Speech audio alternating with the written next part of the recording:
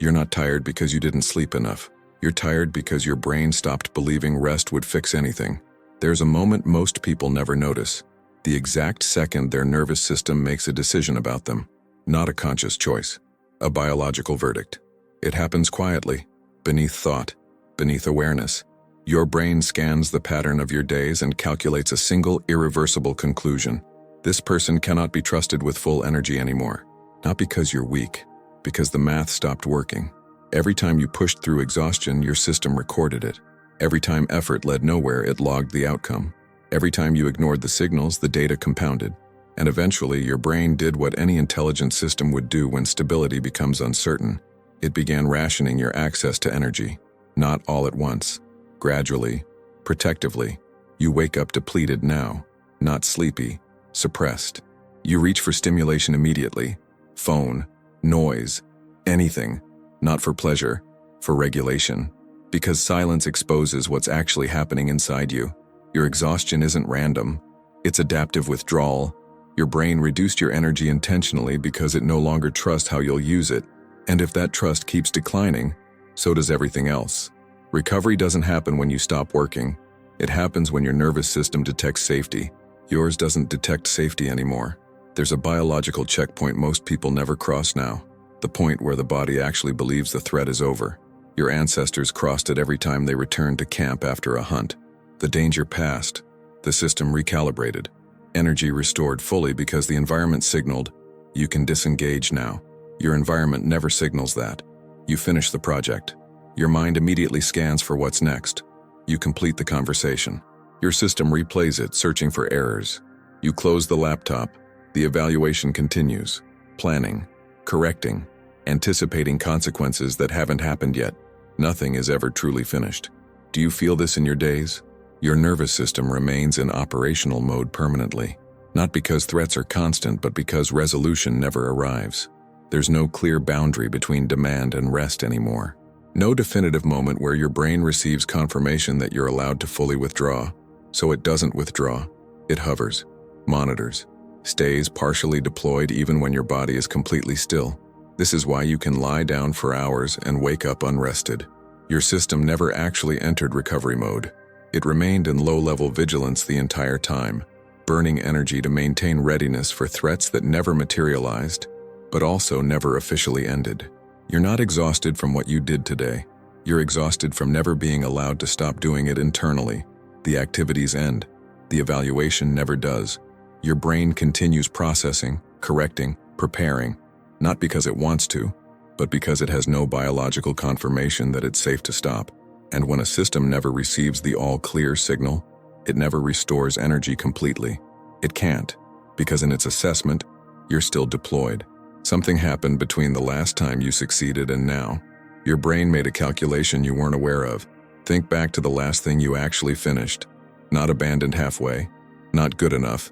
Actually completed. How did you feel afterward? Relieved, maybe. But probably not restored. Probably just aware of what's next. Your brain noticed that too. It's been tracking something you haven't.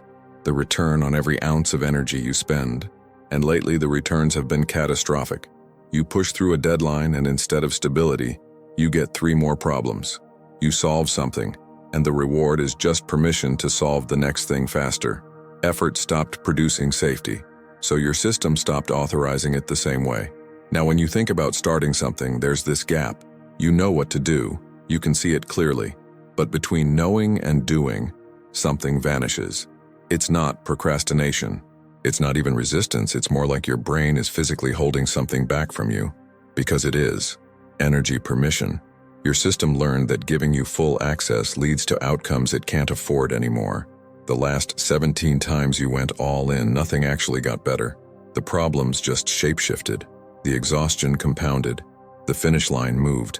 And your brain is not stupid. It won't keep funding a pattern that depletes you without delivering the one thing it needs. Resolution. This is why you're stuck before you even begin now. Not because you lost your capacity. Because your system revoked your clearance. It looked at the data, your data, and decided that effort, in your current circumstances, is a liability, not laziness. Protection. Your brain isn't failing you by doing this. It's trying desperately to stop you from collapsing completely. But here's what it can't tell you. If nothing changes in how effort gets resolved, the restrictions only get tighter. You still have the ideas. That's the part that makes this so disorienting. The thoughts arrive perfectly intact, clear, specific, sometimes even brilliant. You can see exactly what needs to happen. The steps are obvious. The outcome is visible. But somewhere between vision and movement, everything stalls. Not because you're confused, because your system is refusing to activate you. There's a moment you've probably felt 1,000 times now. That instant when you're about to start something and your entire body tenses. Not with fear, with something heavier. Like you're about to step onto ice you're not sure will hold you. That's not anxiety. That's your brain treating execution itself as a threat. Because the last time you acted decisively, what happened? You delivered, sure. But did anything actually stabilize? Or did the goalposts move again? Did the effort produce the security your system was promised? Or did it just unlock the next demand? Your brain remembers. And now, when you move toward action, it doesn't send you energy. It sends you hesitation, a biological pause.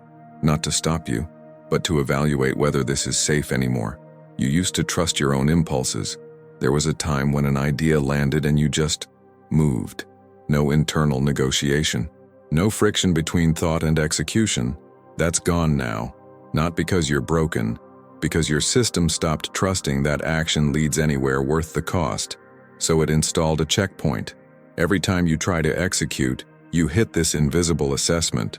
Your brain scanning to see if this will finally create resolution or just drain you further into instability. And until it gets a different answer, execution will keep feeling like this. Not impossible, just unauthorized. Like trying to access a part of yourself that's been quietly locked away while your system decides whether you can be trusted with it again. When was the last time something genuinely excited you, not interested you, not distracted you, actually made you feel something rise in your chest? You might have to think about it. There's a flatness now that wasn't there before. Things that used to move you. A song, a conversation, an idea that lit you up. They still register, but differently. Like you're experiencing them through glass. You recognize they should matter. You remember when they did. But the feeling doesn't arrive the same way anymore. This isn't depression doing this. It's your brain making an impossible choice about where your remaining energy goes. Emotion is expensive. Neurologically, metabolically expensive. Every time you feel something fully, joy, anger, even genuine interest, your system has to generate and sustain that state. It requires resources, activation, the kind of energy your brain has already determined you can't afford to spend freely anymore. So it's been turning down the dial, not to punish you, to keep you functional. You're still capable of feeling, but your system is rationing emotional amplitude the same way a phone in low battery mode dims the screen. Not because the screen is broken, because power is limited, and choices have to be made about what's essential. Right now, your brain has decided that emotional range is negotiable. Survival isn't. So you get muted versions of everything. Enough to navigate, not enough to drain you. You can still laugh, but it's shorter. You can still care, but it's shallower. You can still connect, but something's missing in the resonance. People think emotional numbness means something's dying inside them. It doesn't. It means something's trying to keep you alive with what's left. Your system didn't take your emotions away. It compressed them, reduced the amplitude, pulled back the intensity to stretch your remaining energy across all the things you still have to do. But compression has a cost. You stop recognizing yourself in what you feel. There used to be a version of you that just knew, not overthought, not second-guessed, just knew. You'd feel a pull toward something and you'd move. An instinct would land and you'd follow it. There was this internal clarity that didn't require evidence or permission. It was just there, clean and immediate. Where did that go? You still get the signals. The impulses still arrive. But now there's this delay before you act on anything. This pause where you question whether what you're feeling is even real, whether you can trust it, whether following it will lead somewhere solid or just drain you into another dead end you'll have to recover from. Every decision feels like walking through mud now. Not because the path isn't clear, because your system is no longer sure you know where you're going. This is the fracture point most people never identify. The moment your brain stops treating your internal direction as reliable information. It's not dramatic. There's no announcement. It happens gradually, after enough times when you followed your gut and it led you straight into exhaustion, when you trusted your instincts and they didn't protect you, when you believed in a direction and it collapsed. Your brain recorded every single one, and eventually it updated the model. This person's internal signals cannot be trusted as indicators of safety, so now it cross-references everything. You feel like doing something. Your system immediately pulls up the historical data. Last time you felt this way, what happened? Did it lead to resolution? Did it create stability? Or did it cost you 3 days of recovery? The hesitation you feel isn't weakness. It's your brain fact-checking you in real time, treating your own impulses like they need verification before they're allowed to move you. You've become unreliable to yourself, not consciously, but neurologically. Your system no longer grants automatic trust to the signals coming from inside you. And without that trust, everything requires proof first. Even the things that used to feel obvious. You've tried resting, multiple times, different ways, a weekend off, a full night's sleep. That vacation you thought would reset everything. And for a moment, maybe a day, maybe an hour, it works. You feel lighter, almost like yourself again. Then you come back to your life and within 48 hours, it's gone. The heaviness returns. The fog rolls back in. The exhaustion settles deeper than before, like it was just waiting for you to stop pretending rest would solve this. Because rest doesn't solve this. Rest fixes tired muscles. It clears sleep debt. It gives your body time to repair what activity broke down. And that part works. You're probably not physically damaged, but your brain isn't exhausted from physical activity. It's exhausted from operating in an environment it perceives as fundamentally unstable. And you can't rest your way out of instability. You return to the same patterns, the same unresolved tensions, the same circumstances that taught your brain to ration energy in the first place. Nothing about the environment changed. The trust didn't restore, the safety didn't return. You just paused the demand temporarily. So your system gives you back a little energy, just enough to function, and then immediately reinstates the restrictions. Because from its perspective, nothing actually got safer. You're walking back into the exact conditions that caused the withdrawal. This is why people burn out, recover slightly, then burn out faster the second time. The recovery was never complete. It was a temporary release of energy into an unchanged system. And your brain learns from that too. It learns that even rest doesn't produce lasting stability. So the next time, it rations even more carefully. You're not failing at resting. You're trying to solve an energy problem when the actual problem is trust. And trust doesn't care how many hours you slept. It cares whether your internal world feels coherent enough to justify giving you full access again. Right now, it doesn't. Here's what nobody tells you about recovery. Your energy isn't gone. It's being held. Somewhere inside you, the capacity still exists. The same drive, the same clarity, the same force that used to move you through your days without this constant weight. It didn't evaporate. It didn't burn out permanently. Your brain just stopped giving you access to it. And it will keep restricting access until one specific condition is met. Your internal environment has to become predictable enough that effort feels safe again. Not perfect, not stress-free, just safe. That's the threshold. Your system needs to detect that action leads somewhere. That effort produces some form of resolution instead of just generating more chaos. That the energy it releases won't be wasted on outcomes that destabilize you further. When that starts happening, when your brain begins recognizing patterns where effort actually completes something, where decisions lead to clarity instead of more questions, where you're not just surviving in circles anymore, the restrictions lift. Not all at once. Gradually, energy comes back in increments. You'll notice it first in small moments. A morning where you wake up and don't immediately feel dread. An idea that lands and you actually follow it without the static. A decision you make that doesn't require an internal committee to approve it first. These aren't motivational breakthroughs. They're your system testing whether it's safe to give you more.